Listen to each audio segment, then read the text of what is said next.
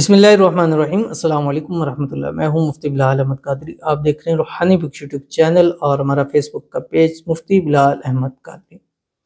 आज 26 शबानुल मुअज़्ज़म है और इस शबानुल मुअज़्ज़म का आखिरी जुमा मुबारक है। अगर आप चाहते हैं कि आपकी किस्मत का सितारा चमक जाए, अगर आप चाहते हैं आपके माल में, दौलत में, पैसों में इजाफा हो, अगर आप चाहते हैं कि पूरा साल यानी अगले शबान का आखिरी जुमा आने से पहले पहले तक आप पर पूरा साल रिज़्क़ दौलत की बारिश होती रहे, रिज़्क़ आप पर बरसता रहे, तो इस जुमे आपने ये वाला अमल ज़रूर करना है। कौन सा अमल शेयर करूंगा, आपसे गुजारिश करूंगा वीडियो को लाइक कीजिएगा। चैनल पे नए हैं, चैनल को सब्सक्राइब नहीं किया हुआ तो ज़रूर कीजिएगा। साथ लगे बेल आइकन के बटन को दबाइएगा ताकि आने वाली तमाम लेटेस्ट वीडियोज़ आपको बरोक्त मिल सके। अगर आप हमें फेसबुक पर देख रहे हैं तो हमारे इस फेसबुक पेज मुफ्ती बिलाल अहमद कादरी, इसको फॉलो ज़रूर कीजिएगा।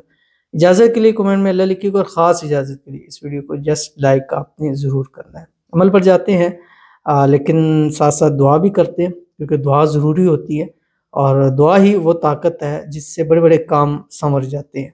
तो हम साथ साथ दुआ भी करेंगे और साथ साथ अल्लाह ताला से आपको ख़ास अमाल भी इंशाल्लाह आपको बताएंगे ताकि आपके हालात बेहतर हो जाए।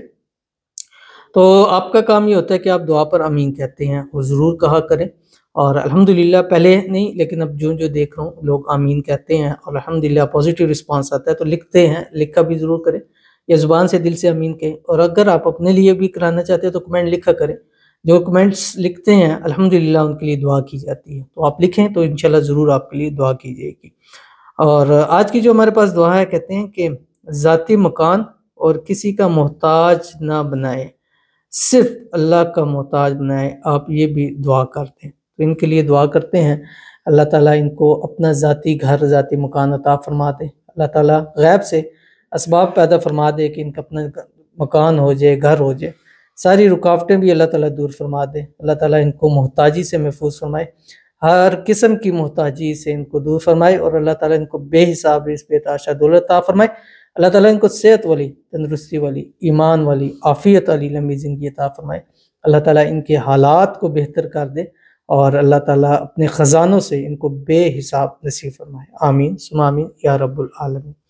तो चलते हैं अपने वजीफ़े की तरफ। आपने जब फजर वाले जुमे वाले दिन सुबह उठेंगे, फजर की नमाज़ पढ़ी, फजर की नमाज़ के बाद एक तस्बीह आपने दुरूद शरीफ पढ़ना है। कोई सा जुमे के दिन की सबसे बड़ी इबादत ही दुरूद शरीफ होती है। तो आपने दुरूद शरीफ कोई से भी पढ़ें या दुरूद इब्राहिमी पढ़ें। अल्लाहुम्मा सल्ली अला मुहम्मद व अला आलि मुहम्मद कमा सल्लैता अला इब्राहीम व अला आलि इब्राहीम इन्नका हमीदुम मजीद।